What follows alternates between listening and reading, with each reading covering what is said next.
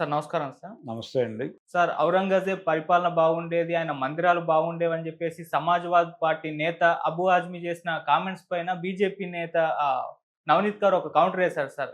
ఔరంగజేబ్ సమాధిని శివాజీ నగరం నుంచి తీసేయండి. ఎళ్లి మీ ఇంట్లో కట్టేసుకోండి అని జెప్పేసి ఆమె ఒక కౌంటర్ అయితే ఎయడం జరిగింది సార్. సో ఒక వార్ అయితే జరుగుతూ ఉంది. అంటే 'చావా' సినిమా రిలీజ్ అయిన తర్వాత అంతకు ముందు నుంచి కూడా హిందూవాదులకు వీళ్ళకి మధ్య.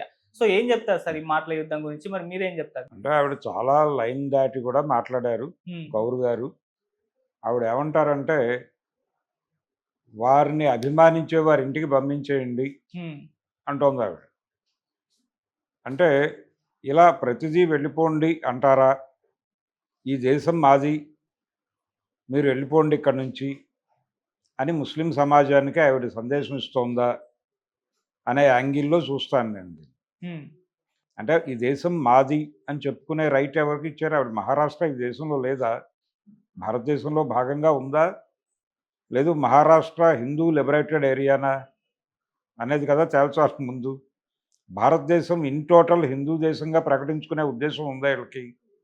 నవనీత్ కౌర్‌కి కావచ్చు, ఇంకొకళ్ళకి కావచ్చు, ఆవిడ రిప్రజెంట్ చేస్తున్నటువంటి పార్టీకి కావచ్చు. ఎందుకు జనాల్లో అనవసరమైనటువంటి గందరగోళాలు నింపే ప్రయత్నం చేస్తున్నారు వీళ్ళు?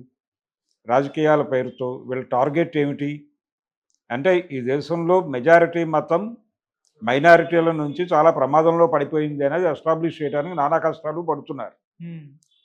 నిజానికి అదే జరుగుంటే ఈ దేశంలో ఒక హిందూ ఉండేవాడు కాదు.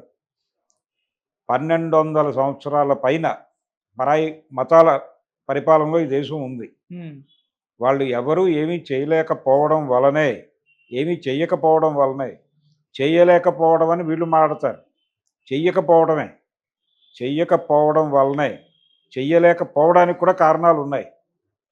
ఆ కారణాల వలనే ఈ దేశంలో ఇప్పటికీ హిందువులు మెజారిటీ మతంగా ఉన్నారు. ఈ మెజారిటీ హిందువుల్లో భయాందోళనల్ని బతికించుకుంటూ, ఆ భయాందోళనల మీద బతుకుతున్నటువంటి ఒక పార్టీకి రిప్రజెంటేటివ్‌గా ఆవిడ మాట్లాడుతున్నారు. హ్మ్. మాట్లాడుతూ ఆ మధ్య ఏదో బండి సంజయ్ అన్నాడు, అన్ని సమాధులు తవ్వేద్దాం, అదే అన్ని దర్గాలు, అన్ని మసీదులు తవ్వేద్దాం, శివాలొస్తే మావి, శవాలొస్తే మీవి అన్నాడాయన. ఇది కూడా అలాంటిదే. అంటే ఎక్కడికి పంపించమని ఆవిడ ఉద్దేశం? ఢిల్లీ పంపించమని కాదు. ఢిల్లీ మళ్ళీ వాళ్ళదే రాజ్యం. కాబట్టి ఎక్కడికి పంపించాలి? ఎక్కడి నుంచి వచ్చారో అక్కడికి పంపించండి. ఎక్కడి నుంచి వచ్చారో అక్కడికి పంపించేస్తాం అందరినీ. అంటే ఇప్పుడు ఔరంగజేబు తాలూకా ఔరంగజేబ్ ఏ మతాన్నైతే రిప్రజెంట్ చేస్తున్నాడో ఆ మతం ఇప్పటికీ ఈ దేశంలో గణనీయ సంఖ్యలో ఉన్నారు వాళ్ళు. వాళ్ళలో భయాందోళనలు కలిగిస్తాయి కదా ఈ మాట. హ్మ్. ఆవిడ మాట్లాడిన మాటలు, ఆవిడ ఉద్దేశం అదే. వీళ్ళని టెర్రరైజ్ చేయటమే. టెర్రరైజ్ చేయటం వెనకాల ఒక ప్రోగ్రామ్ ఉంది వాళ్ళకి. వాళ్ళనేదో ఈ దేశం నుంచి గెంటేయాలని కాదు. వాళ్ళు ఈ దేశంలోనే ఉండాలి, వీళ్ళకి సరెండర్ అయి ఉండాలి. నిరంతరం భయంతో బతకాలి. నిరంతరం భయంతో లొంగి బతకాలి. అలా బతకటం కోసం మైనారిటీలని భయపెట్టేటువంటి స్టేట్మెంట్లు ఇవ్వటంలో ప్రతి ఒక్కరూ కాకలు తీరిన యోధుల్లా బిహేవ్ చేస్తున్నారు. అలా ఈవిడ వ్యవహరించింది.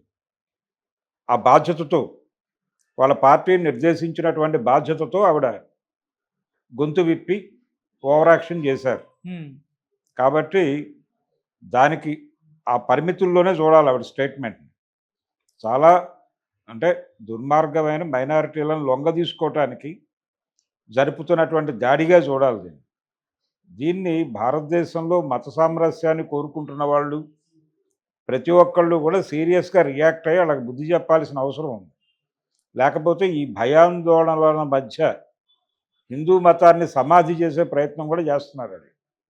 అందుకని హిందూ సమాజం మేలుకొని హిందుత్వ అనేటువంటి ఒక ప్రమాదానికి వ్యతిరేకంగా పోరాటం చేయాల్సిన అవసరాన్ని కల్పిస్తున్నారు. హ్మ్. ఈ దేశంలో త్వరలో అంటే ప్రత్యామ్నాయ ఆలోచన విధానమే లేకుండా చేసే ప్రయత్నం కూడా చేస్తున్నారు. వాళ్ళు చెప్పిందే ఐడియా, వాళ్ళు చెప్పిందే చరిత్ర, వాళ్ళు చెప్పిందే ఏదైనా అనే పరిస్థితికి తీసుకొస్తున్నారు. ఆ తీసుకొచ్చే క్రమం కనిపిస్తోంది. ఈ దేశంలో ప్రత్యామ్నాయ రాజకీయాలు మాట్లాడుతున్న అన్ని పార్టీలని లొంగ తీసుకుంటున్నారు. లోపాయికారిగా కాంగ్రెస్ పార్టీని కూడా సరెండర్ చేసుకున్నారేమో అనే ఒక అనుమానం వచ్చే పరిస్థితుల్లో మన ఢిల్లీ ఎన్నికలు జరిగినాయి. హ్మ్. కాబట్టి ఈ లొంగుబాటు ప్రోగ్రామ్ ఈ లొంగుబాటు ప్రోగ్రామ్ అనేది చాలా బలంగా చేసేంత బలంగా చేయటం కోసం చాలా అగ్రెసివ్ స్టేట్మెంట్స్ ఇస్తున్నారు వాళ్ళు. అలాంటి అగ్రెసివ్ స్టేట్మెంట్స్లో ఈ నవనీత్ గారు ఇచ్చినటువంటి ప్రకటన కూడా అదే రేంజ్లో, అదే పద్ధతిలో, అదే కోవలో నడిచింది. హ్మ్. చావా అనే సినిమా చరిత్రకి వక్రీకరణ అని చాలా స్పష్టంగా అనేక ఉదాహరణలతో చెప్పారు ప్రపంచానికి. అనేక బుక్ రెఫరెన్సెస్తో చెప్పారు. హిస్టారియన్స్ చెప్పిన మాటల్లో నుంచి ఉటంకించారు. అవేవీ కూడా వీళ్ళకి పట్టవు. వీళ్ళు మొరటుగా తమ వాదనే కరెక్టు, ఔరంగజేబు విలను, ఔరంగజేబు మాత్రమే విలను, ముస్లింలే విలన్లు, హిందువులందరూ హీరోలు, ఈ పద్ధతులు ఒక బుల్డోజ్ చేసే కల్చర్ని ప్రమోట్ చేసుకుంటూ వెళ్ళిపోతున్నారు. హ్మ్. వీళ్ళకి అంటే ఒక సమయంలో రోషనారా అలాగే జబుర్నిసా టైటిల్స్తో మనకు నాటకాలు, నవలలు వచ్చాయి. అంటే వాళ్ళల్లో ఉన్నటువంటి గ్రేట్నెస్ గురించి మాట్లాడే ప్రయత్నం హిందూ రచయితలు చేశారు. ఇప్పుడు అలా చేస్తే చంపేస్తారు. ఇప్పుడు వాళ్ళు విలన్లే. వాళ్ళ మనసుల్లో కేవలం దుర్మార్గపు ఆలోచనలు మాత్రమే ఉంటాయి. వాళ్ళు వాటినే ఆలోచిస్తారు. ఇది చెప్పాలి. ఇది చెప్పేవాడే రచయిత, ఇది చెప్పేవాడే సినిమా డైరెక్టరు,